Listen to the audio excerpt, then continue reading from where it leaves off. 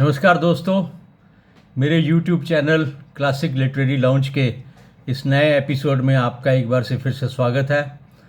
हम बात कर रहे हैं managing conflict lessons from Panchatantra और कौओं और उल्लुओं के बीच में जो लड़ाई हुई उन स्ट्रेटजीज़ के बारे में हम बात कर रहे हैं कि किस तरह से कौओं ने 5 अलग तरह की स्ट्रेटजी बनाई थी और उसके बाद उल्लुओं ने भी 3 तरह की स्ट्रेटजी बनाई थी। कहानी अब समाप्ति की ओर बढ़ रही है, तो थोड़ा सा आपको याद दिलाने के लिए कि कौओं का सबसे सियाना मंत्री जब उल्लुओं के पास आ गया जख्मी होकर, जो कि उनकी एक प्री प्लान स्ट्रेटजी थी, तो उल्लुओं के राजा ने अपने मिनिस्टर्स को जब कंसल्ट किया तो एक ने कहा कि इसको इमीडिएटली ख़त्म कर देना चाहिए, दूसरे ने कहा कि नहीं हमें इसको गेस्ट बनाना चाहिए और तीसरे ने कहा कि हमें इसको अपना दोस्त बना लेना चाहिए। खैर, उल्लुओं के राजा ने सोचा कि इंजर्ड है, बूढ़ा है, क्या नुकसान करेगा, इसको रख लेते हैं।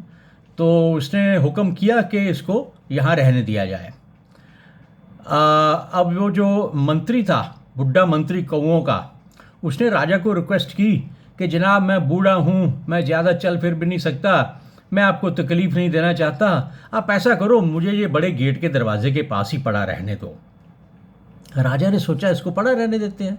Know that was also a part of his grand strategy, ताकि वो गेट पर जब रहेगा तो वो देखता रहेगा कि किले के अंदर कब आ रहा है कोई, कौन आ रहा है, किस समय आ रहा है, कितने लोग आ रहे हैं, कितने लोग जा रहे हैं, क्या खाना पीना है, क्या इनकी स्ट्रेंथ है, क्या इनके हथियार हैं, वो सारी मूवमेंट्स के ऊपर निगाह रखेगा।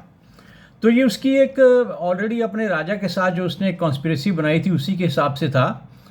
तो कुछ दिन वो वहाँ पर रहा और एक दिन मौका देखकर उसने देखा कि आज जो है सारे उल्लू बड़े खुश हैं, पार्टी कर रहे हैं, मस्ती कर रहे हैं, आनंद में हैं, खूब खाना पीना हो रहा है, सुरापान भी हो रहा है और थोड़ी देर के बाद सारे उल्लू जो है खा पी कर मस्त होकर सो गए।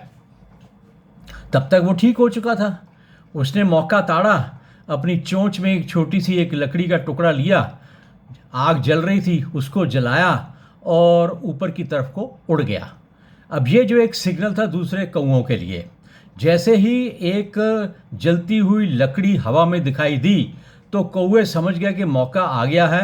वो सारे के सारे कौवे अपनी चोंच में जलती हुई लकड़ियां लेकर आए और सोए हुए उल्लुओं के ऊपर गिरा दी और उनको बुरी तरह से बर्बाद कर दिया। तो इस तरह से एंड ये हुआ कि इस कहानी में कौओं ने उल्लुओं के ऊपर विजय पा ली। तो दोस्तों, एक्चुअली ये जो कहानी मैं आपको सुना रहा था पिछले कई एपिसोड्स में, हर एक में एक मैं इंसिडेंट सुनाता था, एक स्ट्रेटजी की बात कर रहा था। इसका मैंने कंक्लूजन निकालने की कोशिश की है, managing conflict lessons from Panchatantra, that I think that this is basically story from the view point of view of resource mobilisation.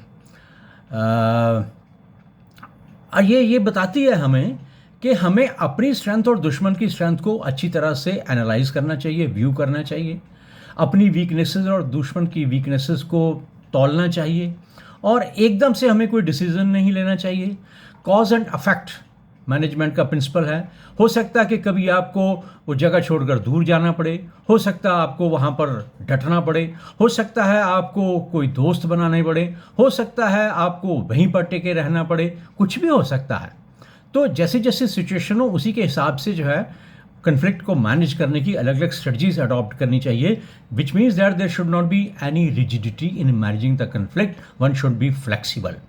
And if you think from the corporate sector point of view, it says that the अपने आप को strengthen करो, अपने resource को mobilise करो, अपने opponent की weaknesses को देखो और मार्केट में अपने पैर मजबूत करो। तो managing conflict lessons of Panchatantra का ये चैप्टर या एपिसोड अब मैं समाप्त करने जा रहा हूँ। मैं एक नई सीरीज़ शुरू करने जा रहा हूँ, उसके बारे में मैं अगली वीडियो में आपके साथ ज़रूर शेयर करूँगा। तब तक आप लोगों का बहुत बहुत धन्यवाद। जय हिंद।